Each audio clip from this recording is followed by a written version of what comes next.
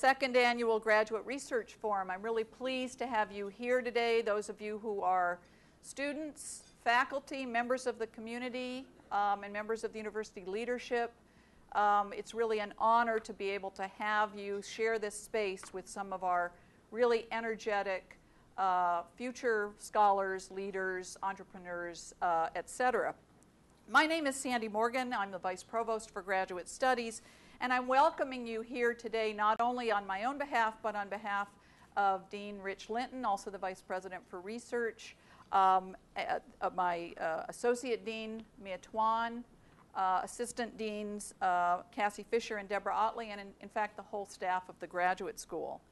I want to really begin by thanking the graduate students who are here in this room now with their posters, who have been spread out in the River Rooms, Gerlinger, and in this room in panel sessions throughout the day, and remind you that we'll have another poster session later on, about 3:15, I think, in here. The 80 or so students who are participating in this year's conference are among the 3,000 at the university who are participating in almost 90 degree programs that are the hubs of discovery and learning at this institution. This year, our conference theme is Thinking Big, and it's focused on research aligned with or related to one of the 5 big ideas. You see 4 of them represented here.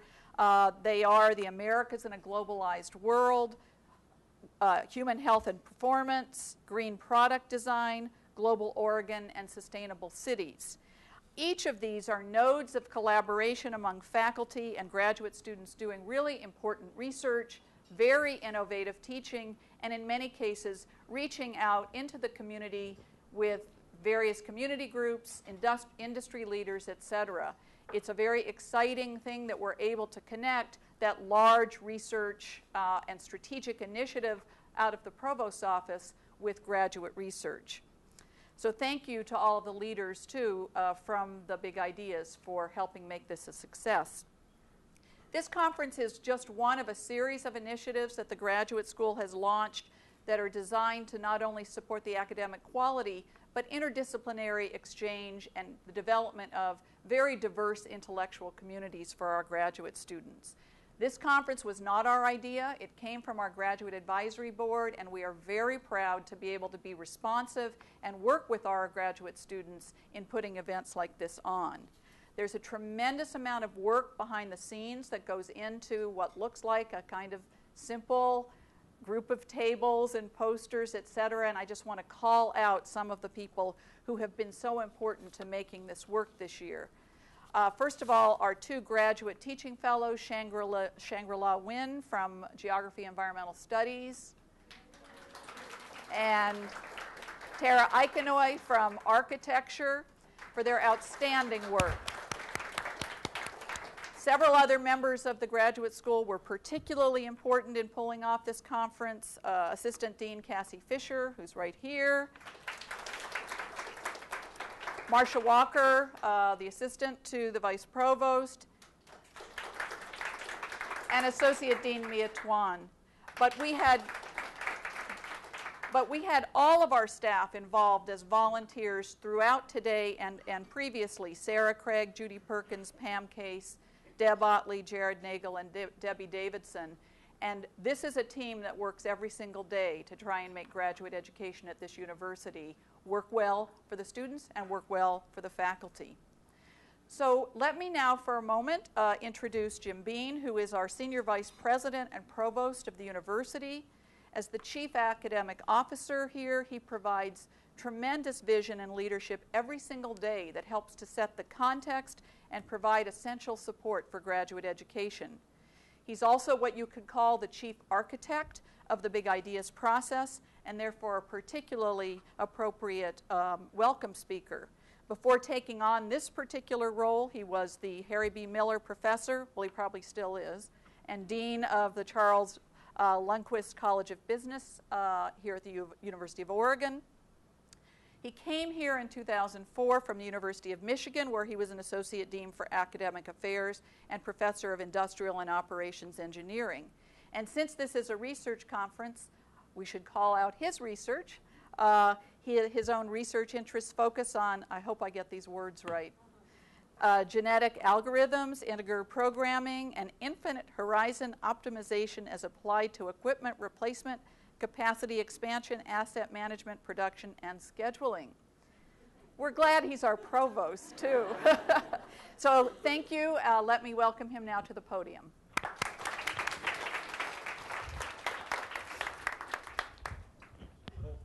Thanks, Sandy. With that, you can understand.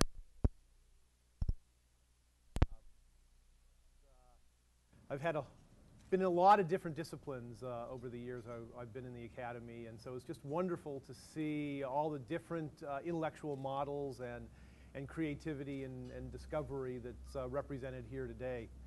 Graduate education is incredibly important to an institution of our mission, and that is a Research One institution, an AAU institution, one that's recognized in our recent academic plan in basically Goal 1 really talks about the improved emphasis we need to have on graduate education here. It sets goals for us to increase our graduate population to 19% of the overall population from kind of a historic level around 15. It says we should be hiring additional tenure track faculty to be working with students and expanding the graduate experience here. Over the 2 years since the academic plan was developed, we've really made pretty remarkable progress. We've had growth in the graduate programs. We were just counting new tenure track faculty, and we believe by the end of this year we're up net something on the order of 60. Which is really a remarkable change in the institution over these last couple of years. So this is a very exciting event. I'm really pleased to see how many people we have participating and coming here to learn about the great work being done by our graduate students. And it's a great event. It's great to hear that it came from the students themselves and that the graduate school all rallied together to make this happen. The graduate school in all universities is often faced with the question, why are you here and what do you do? And this is a great example when you see some of the interdisciplinarity that's happening in many of the posters here. The graduate school really becomes that facilitator for that higher level of intellectual engagement we get from being able to interact with people with very different intellectual models, whether they're raised in the arts or humanities or mathematics or anthropology or many other disciplines, each of which lead to a somewhat different way of viewing the world and viewing problems, and really in pulling them together there's an awful lot of excitement. I'm very excited to see the Thinking Big theme. As part of that academic plan, we said if we're going to raise our stature within the AAU, we really need to raise the quality across the institution. But we don't have the resources to say, okay, everyone's going to be 20% better next year. We could probably do that. It'd cost $1 billion, and we don't have it. But what we did come up with is a process called, I'm forgetting my own phrase here. Phased, yeah. Phase something. Anyway, we're going to take a few areas that the faculty pulled together proposals and then a faculty committee chose, and those areas are going to be invested in heavily with development, with a lot of senior administration time, with a lot of faculty time, and be driven to world-class levels. And in that process, they will develop endowments and strong support from tuition flow and things, so that they'll be able to graduate and remain at those levels while we choose other areas and continue this process really indefinitely. Phased focus, by the way, is what it's called. So what we've seen here is the first set of big ideas that were chosen out of a set of 28 that were proposed by various faculty groups. And Sandy listed the 5 that we're working on right now. And really, I can't pick out of any of them any that I'd say are weak sisters. They're all doing some exciting new things, crossing boundaries and creating new opportunities for students and really across the state.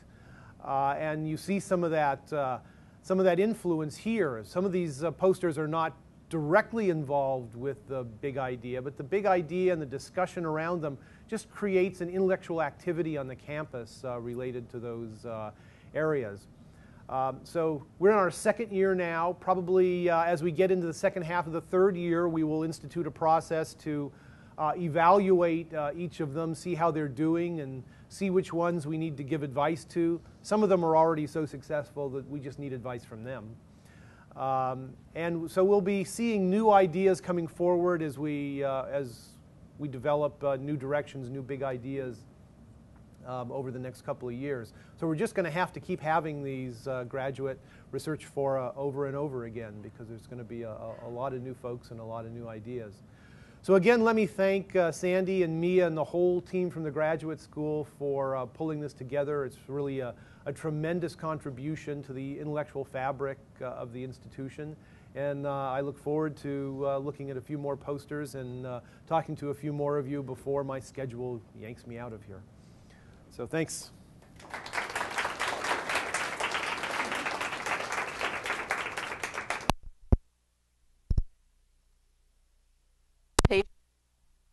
Initiatives of the graduate school is a group called Rehearsals for Life. It's a theater ensemble made up of graduate students from many different disciplines who use applied theater to inspire dialogue and to provide experiential learning across the campus. This year there are a group of 8 students who meet weekly. They generate scenarios. They do improv based on issues around diversity, equity, access. How do you get at the tough questions that are often facing graduate students? They're going to show you one of the ways they do it. They'll also be performing or part of a session later at 4:30 where they will take up a little bit more time. This is just a preview of coming attractions. Rehearsals for Life.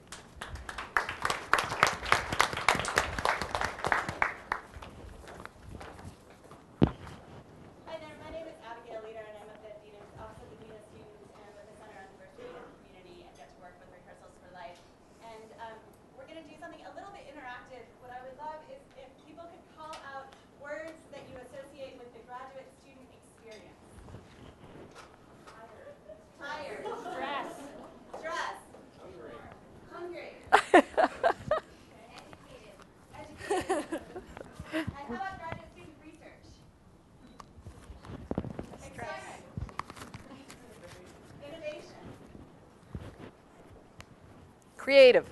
Creative. Okay, we're gonna see a little interpretation of this. Let's watch.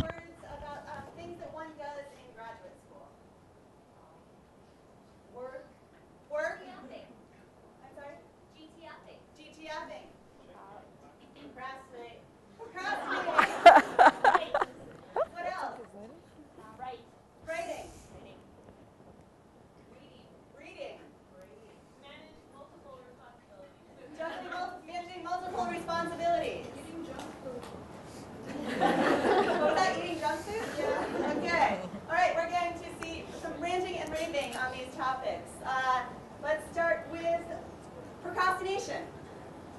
I'm really disciplined, man. I get up in the morning, I start at 8 my writing, I write until noon, I stretch, I jump on my trampoline for 5 minutes. It's really great. What can I do today besides research? Ryan, stop procrastinating. Stop. It's Tea, yoga, Oh. self-care is just important to me, and GTFing. I love my GTF. It's wonderful. It's a great opportunity to do all those things that I can't do in my classes, and it's Yeah, oh my you know, I'm gosh. here to do research in my GTF. You know, that's a lot of time. It's taking me out. Like, I get to do research in my GTF, and that's the beauty of it. I don't get to teach so much. I get to do research and building all my knowledge already. overrated. Writing. Writing, I love it. It's such like a hand workout too. You can just get all your ideas out, just get everything on paper. Writing? Seriously? I didn't really come to graduate school to be a writer. There are numbers you have to deal with. You do research on computers. I don't get what the big deal about having to be such a qualified writer is. I hate it. It's so good. Get all your ideas out. It's fantastic. Juggling multiple responsibilities. Woo-wee! I got research, I got GTS, I like doing some things on the side, extra projects. I just love it. I love this. Why? I can't even handle it. It's just so much. I have to do this, then this, then this. It's my schedule all the time. Maybe someone's just not cut out for grad school. All the time. All the time. And now we'll see a slideshow. All right, so we need some suggestions. What are some things you do, places you go, hurdles you have to get over when you are researching a thesis or dissertation? IRB. IRB? What else? Places you go, things you do? Library? Archives? Hurdles? Faculty approval. Faculty approval? Time management. Time management? Funding. What was funding? I think that's good. So we got IRBs, library archives, faculty approval, funding. Good. Okay, so Allie and I have had all those experiences this week. And you're taking pictures of them. We took pictures of our experiences, and so we'd like to share this with you in a slideshow, okay? We ready? Yeah, let's do it. So first slide, click. Oh, man. Oh my God, that's when we were in the library archives. Yeah, there's that one book we all wanted to use. Yes, yes. And this girl, she was the only one that had put her gloves on, so they were letting her into the dusty archives first. Yeah. Oh boy. Man, if we could have gotten this gloves from her, we tried. We tried. Yeah, this one was determined, man. She ended up Let's go causing a for it. ruckus. And there's the librarian, not even paying attention. I think she's running. She was running away She's from getting away chaos. from the whole situation. Anyway, that was our experience. So here's the next one. Click. Oh, that's when you got your funding approved. It was like you were just praising the skies, and I was down there being your cheerleader. Yeah, I know. That was, man, the funding for that research, we really needed that. And she was trying to scoop up all the dollars on the ground. Funding. Lovely. All right, next slide. Click. Oh my God, I'm so embarrassed. Yeah, I didn't think we put this picture in here. This is what we did to our faculty member. Being very cooperative. So, Yeah, they didn't improve the last draft we turned in, and well, you see what happens, faculty. a little more cooperative now. Yes. And our last slide. Click.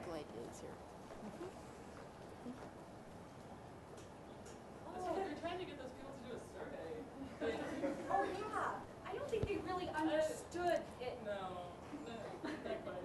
This guy really felt put out by the whole experience. Maybe because the girls really bonded, It's true. and then he felt totally left out.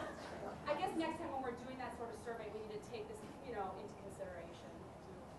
But it all turned out great anyhow. So I hope you enjoyed our slide presentation. Yeah, thanks a lot.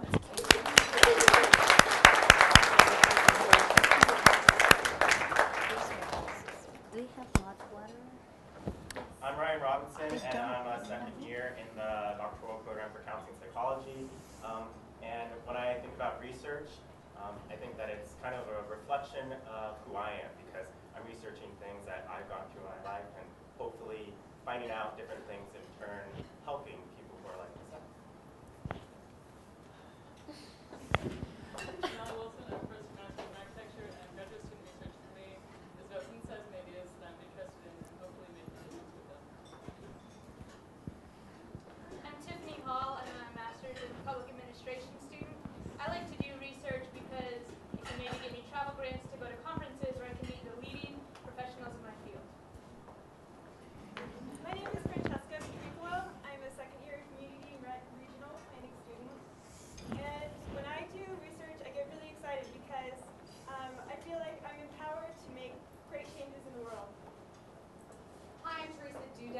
fourth-year PhD candidate in the Department of Theater Arts. And research has taken me across the world, and I've seen awesome theater. My name is Erin Darlington. I'm a third-year doctoral student in counseling psychology, and graduate student research to me is taking all the best knowledge and then thinking a little bit outside the box. My name is Jennifer Chain, and I'm also a first-year doctoral student in the counseling psychology program. And what I like about research is that I feel like I'm making a difference with the knowledge.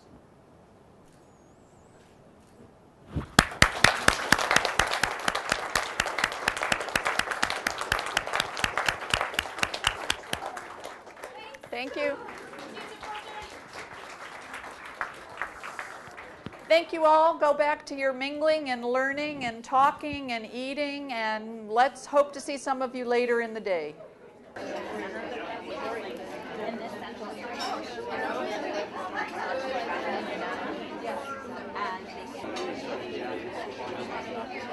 The life phase is kind of what it's, when I'm talking about its main function. This is designed to be super. This is designed to be a pavilion. And then there's the next phase, because they're all with the thoughts. Coming from the perspective of people's experience yourself, then you can start from there to create any kind of change. That's what I'm saying. And because in education institutions, we already have policies and practices that call for and so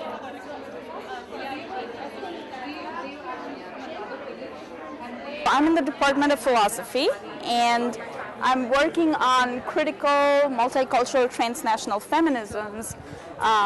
So basically, within feminism, there has been two tendencies of thinking about solidarity and communication across differences. I mean, that's been a basic challenge for feminism, how to bring women across differences together and organize as a collective. The traditional first wave and second wave tendencies in feminism was to think about solidarity in terms of common oppression that women as women faced.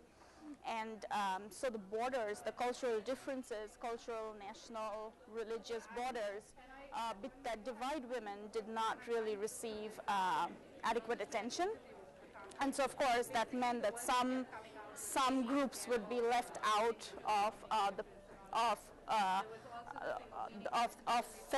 purview of feminism because they didn't really meet the standards of what it meant to be a feminist or organize as a feminist.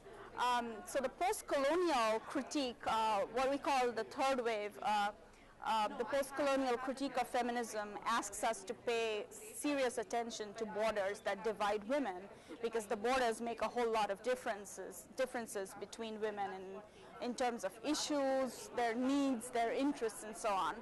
However, some of these post-colonial approaches then sort of reify these borders so that the borders become obstacles to any sort of communication across differences. So that means then they sort of lapse into a regressive identity politics while trying to counter the borderless sort of feminist perspective of solidarity.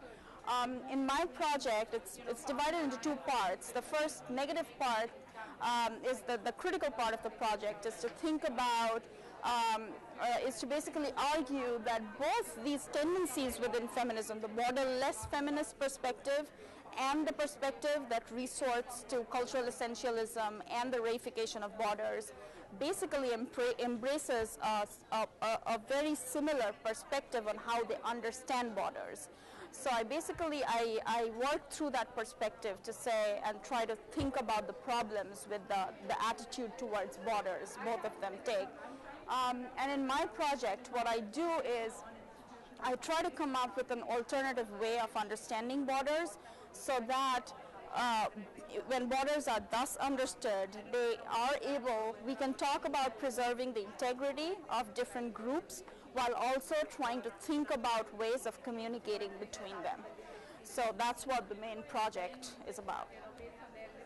My name is Kelly Tavaris. I'm from Brazil and I'm a graduate student here in the Arts and Administration Department. This is the second time I participate in this the Graduate Student Research Forum. It's such a pleasure to be here, to be sharing with people my research. And here I prepared a poster. I'm at the beginning of my research for my thesis project, and I plan to finish in the end of this year on December.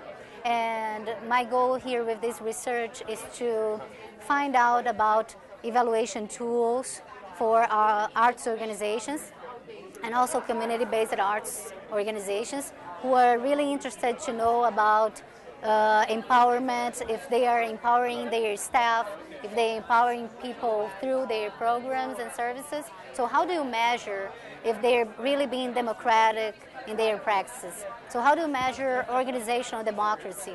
What are the practices that really matter to have a really democratic society that do not only care about making profits, but most of all care about the everyday practices in workplace and about how they empower people through their services. Basically that.